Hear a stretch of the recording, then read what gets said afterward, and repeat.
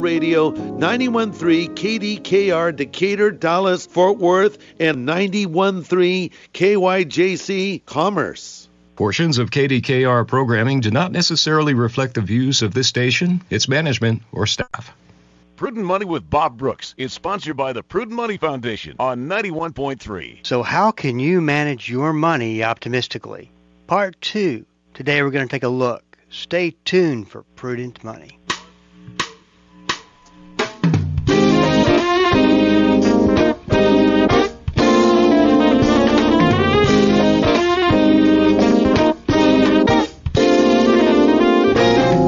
Good afternoon and welcome to the Prudent Money Radio Show. I'm your host, Bob Brooks. Thank you so much for joining me today. You know I do appreciate it. Well, if you got a question for me, please go to the website. And there's a couple of ways to get your information that you might need. The first way is just to send an email in. I'll get it taken care of for you. That's the way we've been doing it for years. And I added a different second level of resource for those questions that they're going to involve way more than an email. And we'll actually involve some interaction with me and some discussion over the phone.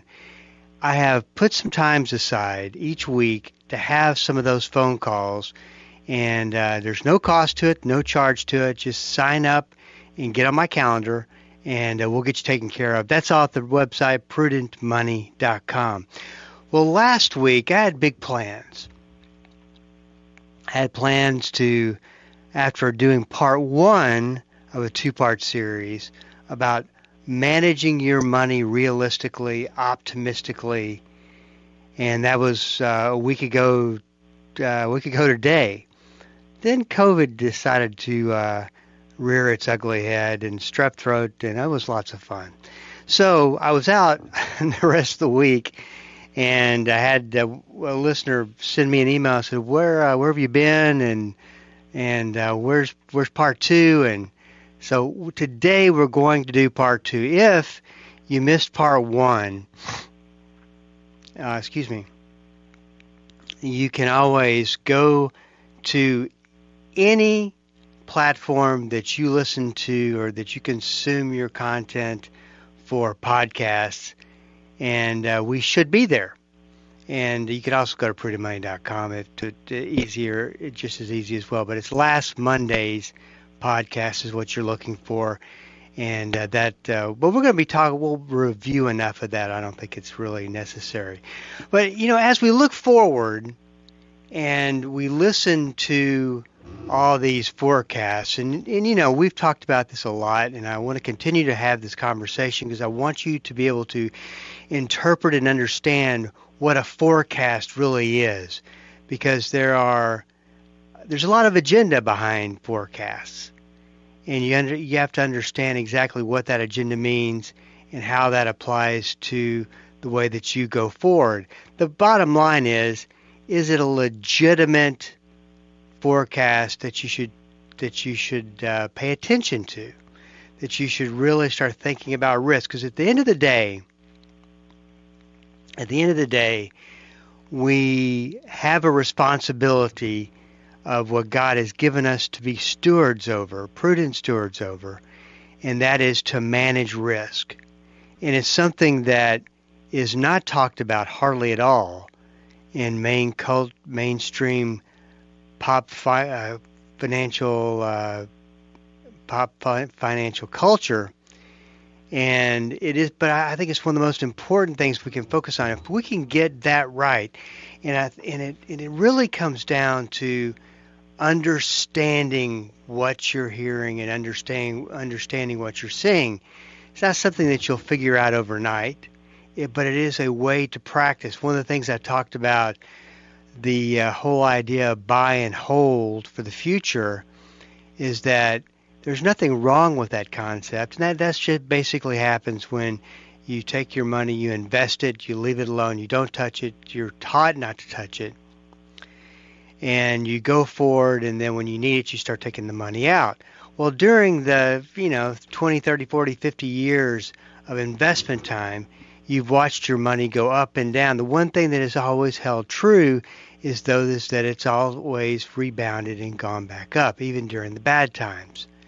So we have that and develop that belief system that that's always going to be the case. It's always going to come back. Everything will always be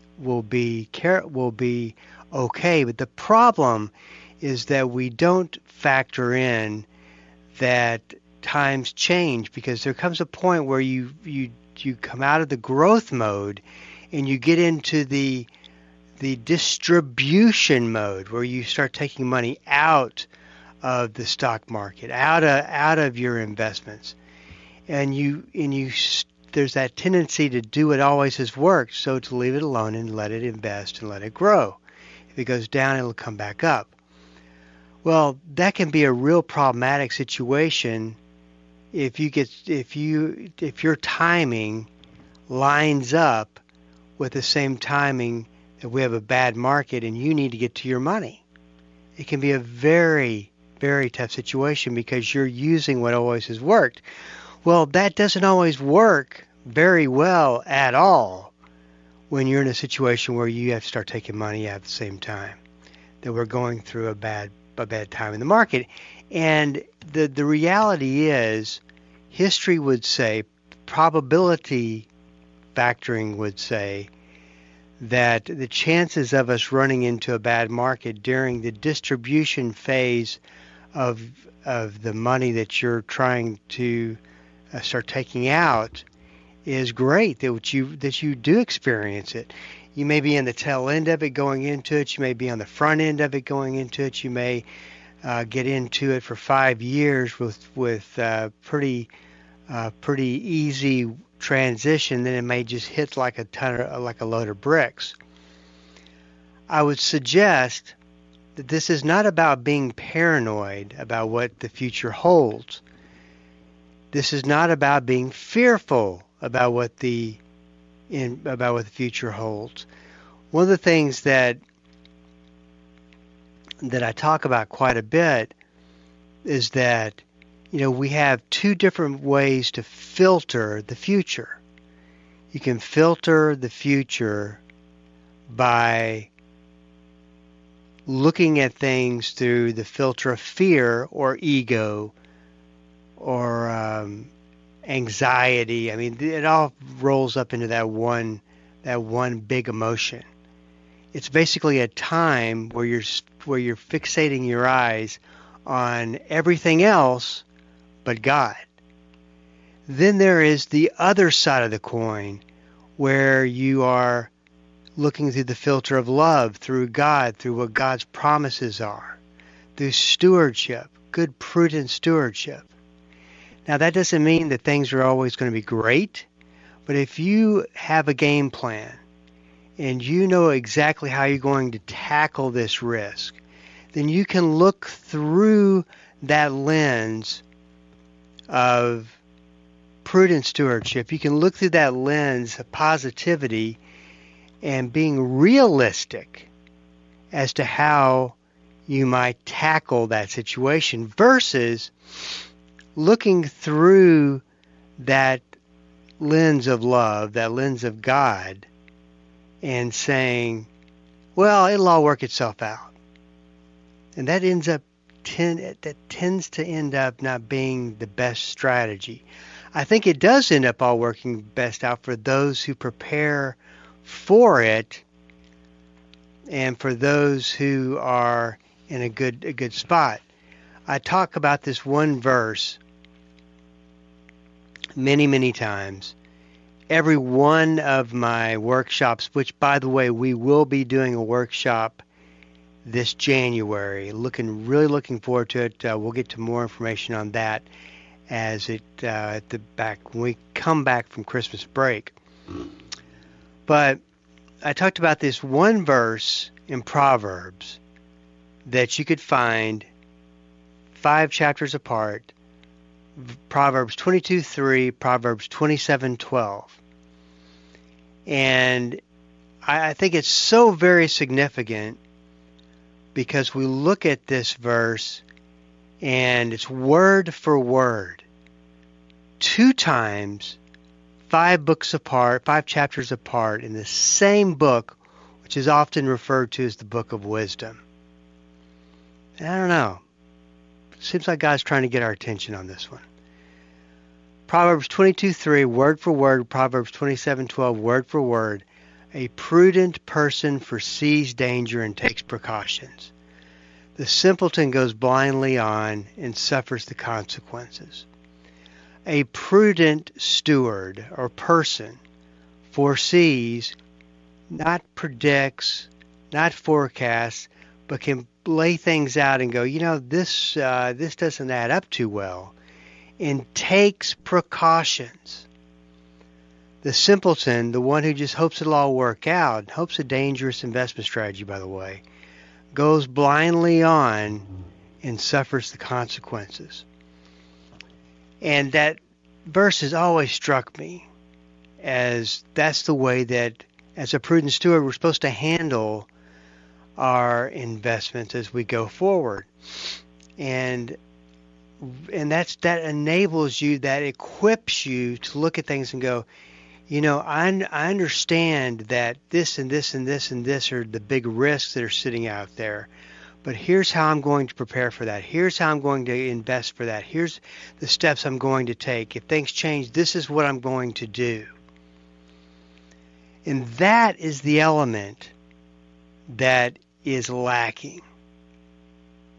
That is what we need to install into our way of investing and how we go about doing things. And that's how we can face the future optimistically. Last Monday, I talked about a few different indicators that were 100% accurate. 100% accurate in picking in forecasting a recession. And both of them are currently forecasting one. So we will get into that on the other side of the break. This is Bob Brooks. Stick around. I'll be right back. The Word for Today is excited to announce the new official online home for the ministry of Pastor Chuck Smith and Kay Smith, PastorChuck.org. At PastorChuck.org, you'll have instant access to thousands of hours of verse-by-verse teaching by Pastor Chuck Smith from Genesis through Revelation, and full access to special messages on subjects such as prophecy and much, much more. Also at PastorChuck.org, a full library of great teachings by Kay Smith, and a section where you can read some of Pastor Chuck's books online, all free of charge. So visit the new official online home of the Word for Today and the ministry of Pastor Chuck and Kay Smith, PastorChuck.org. This is Rob Randall, your host and teacher of the Invisible War radio program. The Invisible War is the study of God's Word on how to walk in Christ's victory in the spiritual battles we face against the powers of darkness. Join me every Sunday morning at 9 right here on KDKR and KYJC in Commerce, your station for life. Do you know that our salvation goes far beyond the forgiveness of sins? Many followers of Christ aren't aware of the generous inheritance we've been given when we trust in Jesus Christ. I'm John Monroe, and Tuesday on The Verdict, we're learning about the many implications of salvation by grace. Learn more Tuesday on The Verdict. The Verdict, weekday mornings at 10:30, here on Bible School Radio, KDKR. Welcome back. This is Bob Brooks, and you are listening to the Prudent Money Radio Show. Thank you so much for joining me today. You know I do appreciate it. If you got a question for me, I want to invite you to go to the website at www.prudentmoney.com, where I do answer all of my questions and love to get those questions from you. So make sure that you go to prudentmoney.com and we'll get you squared away. One of the problems that I think that and I talk about this with pop culture finance all the time, and that's the financial media, that's Wall Street, that's the financial services industry, is that they instill and beat two big beliefs into your head. That you're a long-term investor, that you don't ever change anything in your investments. because that would be market timing, trying to take money out at the best time and try to put money in at the best time, which you will always fail at. And that is one thing I do agree with. The only thing I don't disagree with, that I do disagree with, is that it's not so much about timing the market when we're moving money in and out of the market. It's about allocating risk, because it is impossible, unless you're just really lucky, to time the market. Take money out at the right time, put money back in at the right time. It is it's a game of luck. Don't let anybody tell you differently, because it is. That intention is totally different than moving money around and reallocating money. And that is one of the great opportunities that we have as investors. Now, there's no way to equip you with everything that you could possibly need to understand about risk and money management. I'm just going to put out two or three ideas, with the main one being that you can be realistic about the future if you are preparing a game plan for it. And that's a big difference. It's a totally big difference than if you are sitting back not doing anything and just hoping for the best. Big difference. Allocation is a very important word. How do you have your money allocated? Do you have your money spread out in a diversification strategy over various different types of investments? And I tell this story a lot, but I think it offers a good example. Someone came into my office, this is many, many, many years ago, and said, "Look, Bob, this is my 401k plan." He was very proud of it. Said that I've got my investments spread out over 14 different investments. And I said, I looked at it and I said, "Well, really, you have zero diversification." He looked at me like I was halfway crazy. I said, "He goes, I have 14 investments, but they're all 14 stock investments." So you have money spread out over 14 different stock investments, which is all going to go the same route, more than likely, if the market were to go down.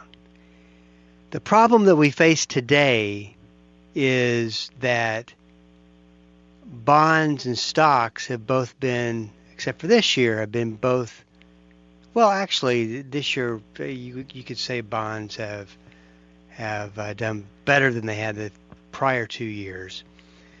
But in most situations, you split money up between bonds and stocks so that if risk is really high for stocks, typically they are not for bonds. Now that's been that there's like a very, very, very small percentage chance that that's not going to happen that way, and that's been our experience for the past 2 or 3 years, is that stocks and bonds have not had that relationship. But that's the very first place you stay, is how much do you allocate towards stocks and how much do you allocate towards bonds. And I like to go in a percentage that starts with 50-50, so 50% in bonds, 50% stocks, down to 60-40. You've probably heard of that before. 60% in stocks, 40% in bonds, then down to 25% in stocks, 75% in bonds, then 100% in bonds. Then you can go the other route to where you end up 100% in stocks. And it's a matter of moving money in and out of these different arrangements. And if you set this to where that you have everything 100% into everything, which is a very risky, non-diversified approach, to 75-25, to 60-40, to 50-50, back down to 60-40, down to 25-75, and down to 100% being bonds.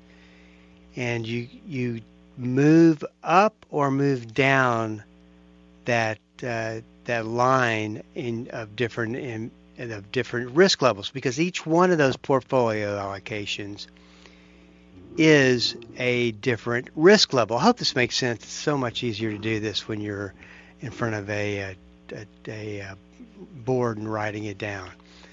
But this gives you an idea of how you can remove more risk. So let's say that you're 60% in stocks and 40% in bonds, which a lot of people were. If that's more risk than you're wanting to take, then maybe you want to move to, instead of being 60% in stocks and 40% in bonds, maybe you want to be 40% in stocks and 60% in bonds. Or maybe you want to be in 25% in stocks and 75% in bonds. Now, once again, the problem, though, remember, is that we're not getting a whole lot of diversification here, because stocks and bonds are both kind of losing. We've been through this situation where we've watched as both stocks and bonds have lost money. So you have to be careful about the stocks that you use versus the bonds that you use. And of course we're talking about funds, and we're talking about 401k plans. And so if you're going to put 25% in stocks, for instance, then get the most conservative stock funds that you have available inside your 401k plan. And you can always call your provider, like a Fidelity or a Vanguard, and talk to them about what you have. You can always send me an email for sure, and I'll tell you exactly what is available to you, what I think is the I can't give advice so much as I can point you in the right direction. But that's a way to do things. And then you look at it every quarter and you make adjustments. But just staying there and doing nothing, I don't think that that's necessarily the right strategy. Sometimes you're going to be right, sometimes you're going to be wrong. I think that you're moving in the right direction. The other, and you could have the ability to take your money out because you got laid off or something like that, and you move it to an advisor. I would make sure that your advisor is about managing risk as well. So what are they doing to manage risk? Unfortunately, the vast majority of advisors do not manage for risk. And so that leaves you open to the same problem that you had with your 401k plan. So it may be that you want to have, that's why most advisors will tell you just ride it out. Don't want to time the market. Remember, we're not trying to time the market. We're trying to allocate for risk and move either to less risky portfolios, or maybe we want to take more risk. But that's what we're trying to do. So you have to decide if you are comfortable with that beliefs and strategies that your advisor has. And that's a tough one. That's a real tough one. Then you can also look for advisors who manage money based on risk, based on strategy, and based on game plan, which is what is exactly what I do, for instance, and that's where my philosophy and my beliefs come from. And so obviously what I'm talking about today, I've got a bias. So I've always said that what I share with you are my opinions of how things work and what I believe how I believe things work. And through over 30 years of doing this, that I come to those conclusions. Only time will say if I'm right or wrong. I'm not trying to be right or wrong. I'm trying to be effective. But it's extremely important, though, if you're going to be using a financial advisor, that you're on the same page as the financial advisor. So just a few things to think about.